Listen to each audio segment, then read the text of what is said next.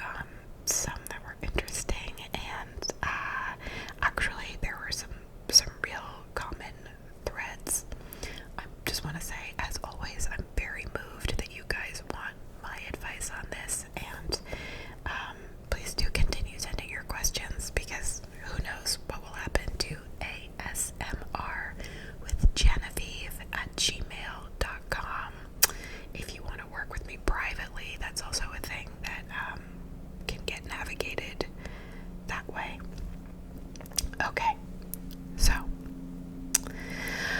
advice question number 1.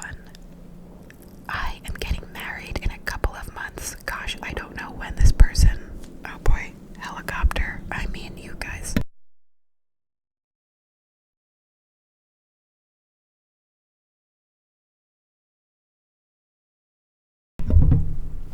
One thing I really do have to thank you for is, like, thank you for bearing with me even as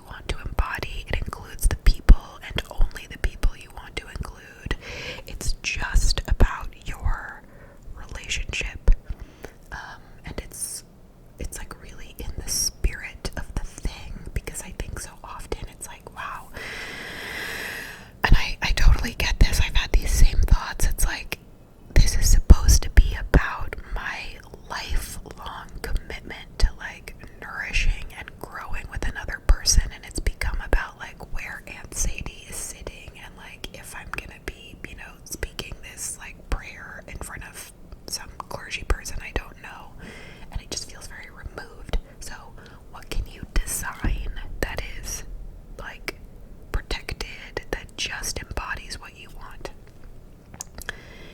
If there is no money involved, I guess I would just question, like,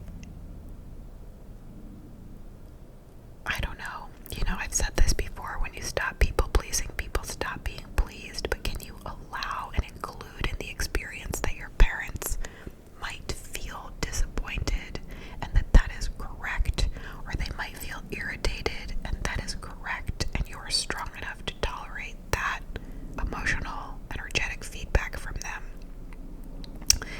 If you have not yet sat them down, can you sit them down with an open heart rather than as a litigator and say, you guys, I hope and pray that I only have one wedding, statistics aside. Sorry, not to put a kin of horror on your experience.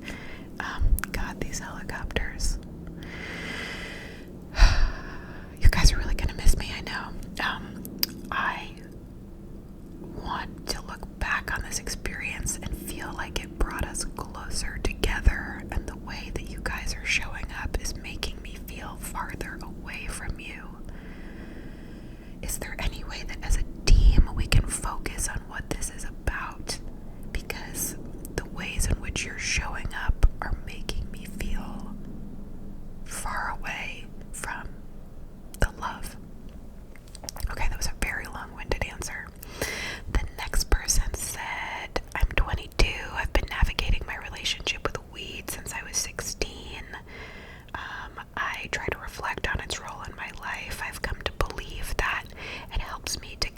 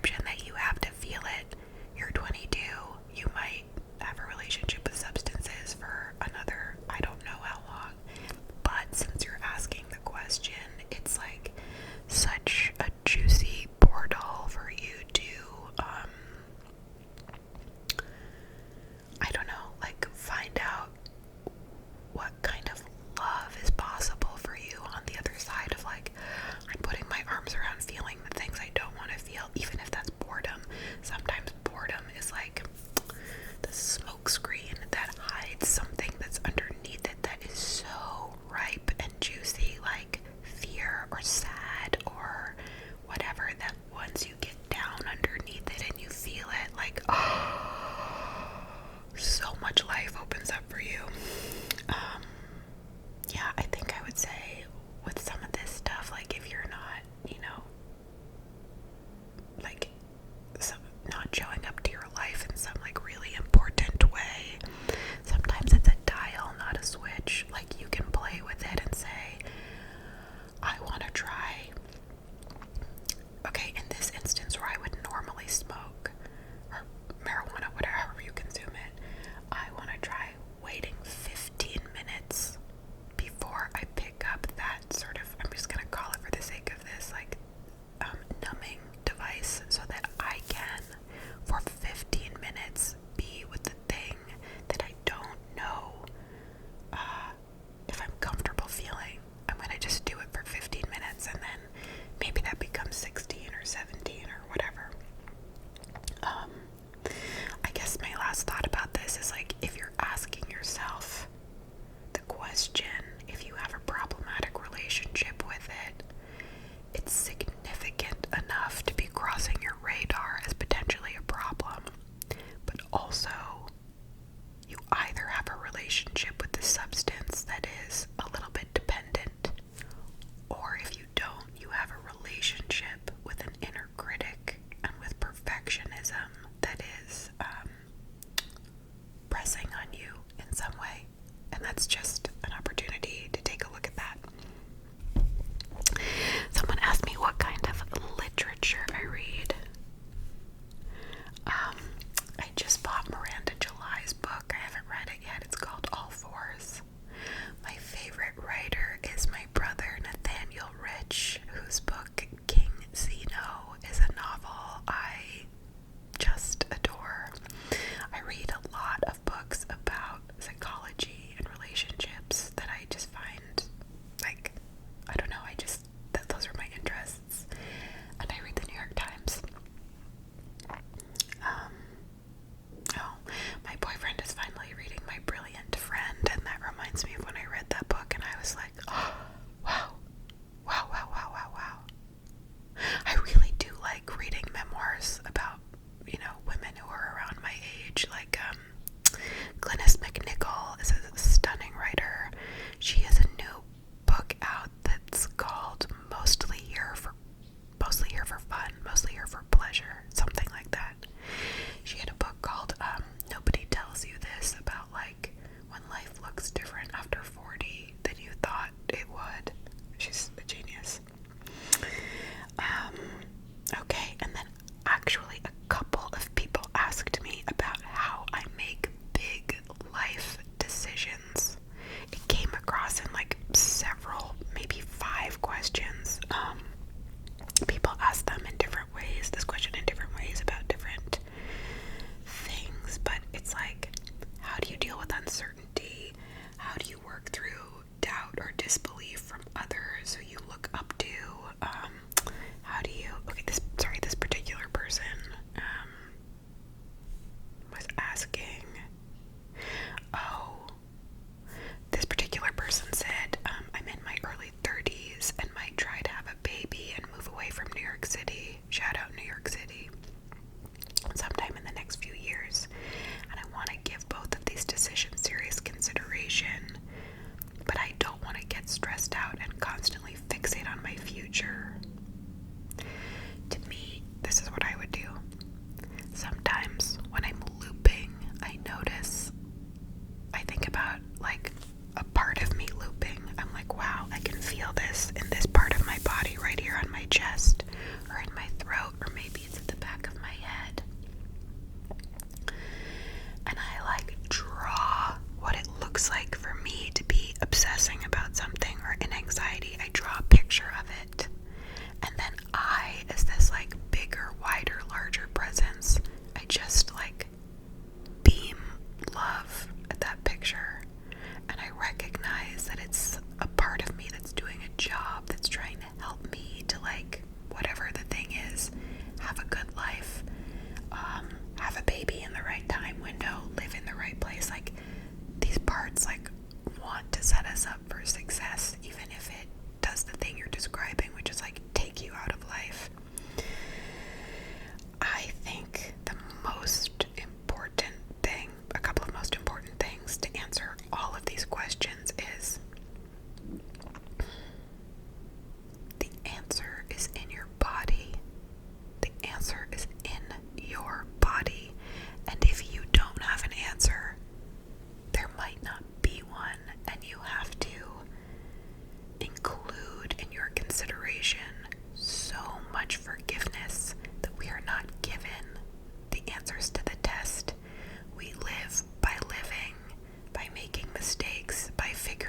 things out by learning lessons. If we were supposed to know everything that there is to know, we would be born Benjamin Button and perfectly wise. But there's great community. Oh, there's a balloon going by. Make a wish. There's great community in knowing that the questions that you are asking at this juncture are the questions, and the answer that's right for your neighbor or your sister or whatever is not necessarily your answer. So I would caution casting a wide net for who you ask advice from, because anything that doesn't come from your gut might ultimately feel like self-abandonment or self-betrayal. That also goes to a person who asked me about just like picking what particular job to focus on in the medical profession. It seemed like that person was just like that person seemed to be working through, how do you deal with other people's doubt or judgment of you? And to that I say, like, I flip the bird to everybody, because I and only I put my head on my pillow at night and live with my decisions.